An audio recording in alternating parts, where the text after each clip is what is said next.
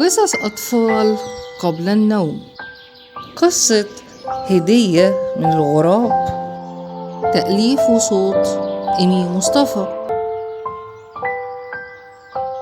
قصتنا النهاردة يا حلوين عن ولدين، عصام ومحيي، أصحاب وفي فصل واحد في المدرسة، شبه بعض في حاجات كتير بس مختلفين في حاجة واحدة. تفتكروا إيه هي؟ عصام مش بيحب أي حيوان أو طائر لونه أسود، أما محيي مش بيهمه الألوان، بيحب الحيوانات والطيور بكل ألوانها، ودايما يقول كل حيوان جميل بشكله ولونه اللي خلقهوله ربنا.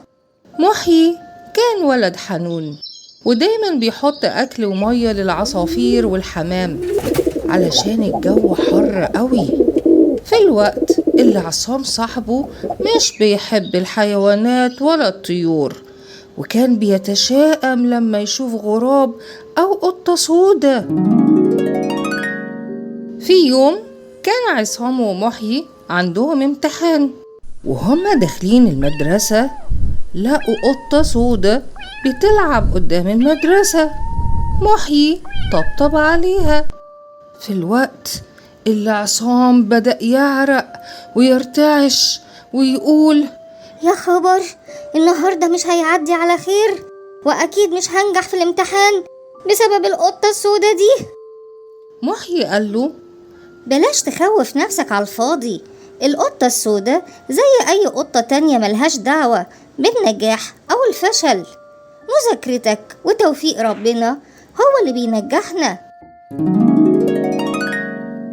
بدأ الامتحان. عصام كان قلقان وخايف، لكن الامتحان جه سهل وعصام عرف يحل كويس وعدى اليوم من غير مشاكل. محيي قال له مش قلتلك دي أوهام في دماغك بس. في يوم صحي محيي وفتح بلكونة الأوضة بتاعته، لقى غراب صغير في الأرض تعبان من شدة الحر والعطش.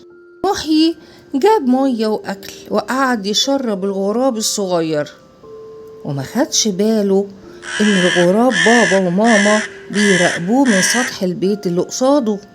ولما الغراب الصغير شرب المية واسترد قوته طار لباباه ومامته. 3 غربان بصوا لمحيي شوية كأنهم بيشكروه على رحمته بالغراب ابنهم، وبعدين طاروا كلهم بعيد. ابتسم محيي وهو سعيد إنه عرف ينقذ طائر كان محتاج مساعدة. ومن يومها ومحيي قبل ما يروح المدرسة لازم يحط مية وفتافيت عيش لأي طائر جعان أو عطشان.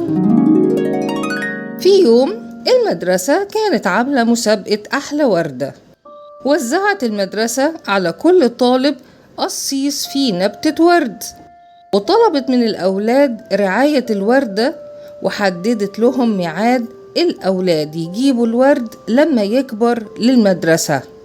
كان محيي كل يوم يسقي الوردة، بس حصلت مفاجأة مش حلوة خالص. بعد الوردة ما كبرت شوية وميعاد المسابقة قرب، محيي جه يسقي الوردة، لقى الوردة ورقها اصفر وماتت. محيي نام زعلان إنه مش هيلحق المسابقة.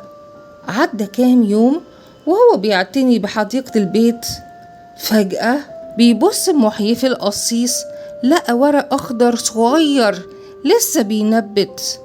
استغرب محيي جدا، ازاي الوردة ماتت والورق الأخضر ده جه منين؟ محيي فضل يسقيها ويراعيها، بس لاحظ إنها مش دي الوردة اللي أخدها من المدرسة. فضل يهتم بيها لغاية لما بقت وردة جميلة قوي. وجه يوم المسابقة وكل طالب قدم وردته، وكانت وردة محيي كبيرة وجميلة أحلى من باقي الورود. محيي كسب جايزة أحلى وردة. المشرف قال له الوردة دي مش موجودة في مدينتنا، جبتها منين؟ محي حكى للمشرف اللي حصل. ابتسم المشرف وقال له: واضح إن عملك الطيب مع الطيور خلاهم جابولك وردة من مكان بعيد. فرح محي بالجايزة وعرف إن عمله الطيب رجعله أحلى بكتير. وهل جزاء الإحسان إلا الإحسان؟ أما عصام هو كمان بطل يخاف من الغراب والقطة السوداء، وبطل تشاؤم، وبقى يأكل الطيور. يمكن في يوم يجيبوله هدية جميلة زي صاحبه. ولغاية هنا الحدوتة خلصت، حلوة مش ملتوتة. وتصبحوا على خير يا حلوين.